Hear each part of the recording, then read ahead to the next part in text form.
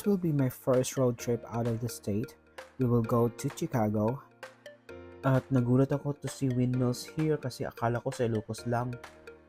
Some major roads of Chicago really looks like Manila. Here, parang nasa Pasay City ka lang. Welcome to Naiya. Char lang. This is not the Dolomite Beach in Manila. This is Lake View front of Lake Michigan. And this is the skyscraper of Chicago during daytime. So here's the proof that I went to Chicago. Baka isipin nyo, video lang. What really amazed me with Lake Michigan is that the quality of the water there is clean. The color is blue or turquoise. Para talaga siyang dagat, ano. Ang linis. Tapos wala lang siyang isda. And nag-wave siya, guys. I think meron din siyang low tide and high tide dito. So ayan, feeling entitled. Feeling mayaman.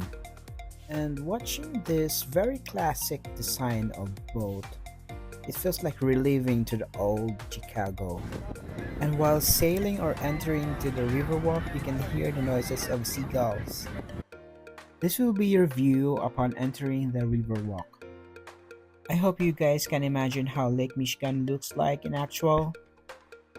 And for the price of the yacht rental, you may search it over the internet because we had ours as a complimentary ride from a photo shoot commitment in Chicago. And this is how the downtown of Chicago looks like during nighttime. Trump Tower reminds me of Burj Khalifa. You should not miss to visit the Riverwalk of Chicago. Along the Riverwalk, there's a lot of restaurants there, and you can also enjoy this great view. Mas romantic tingnan yung Riverwalk during at night. Let's visit another tourist spot of Chicago. That building in black, this one, which has two towers on top of it, is the Willis Tower. And on the ground, you cannot see the entire building because of its great height.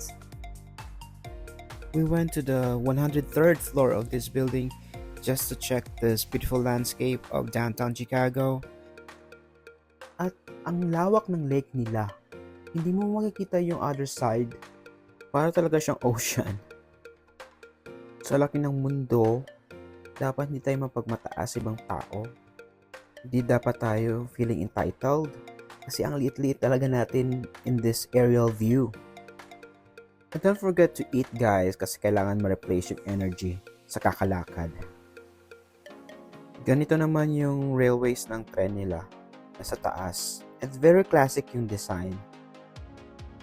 This is the historical Route 66. It starts here in Chicago and leads you to California. And I can say that they did a good job in urban planning. Well, it's well organized. Saka itong fountain na to para siyang same sa Manila yung sa Ross Boulevard. Chicago also called as Windy City. And I went back to the Riverwalk to see how it looks like in the broad daylight.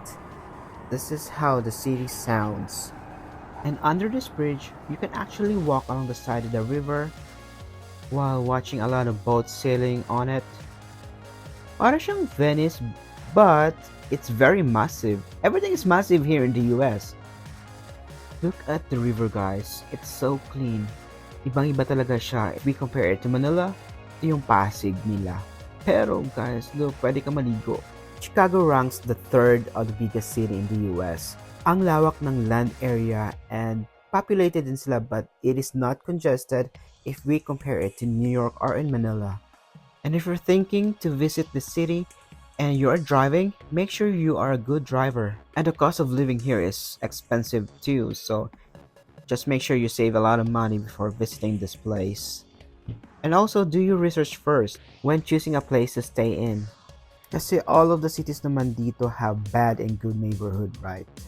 And I suggest that you leave your car in the hotel and use public transportation such as train or buses. Kasi ang mahal ng parking space dito, like nasa $41 per hour.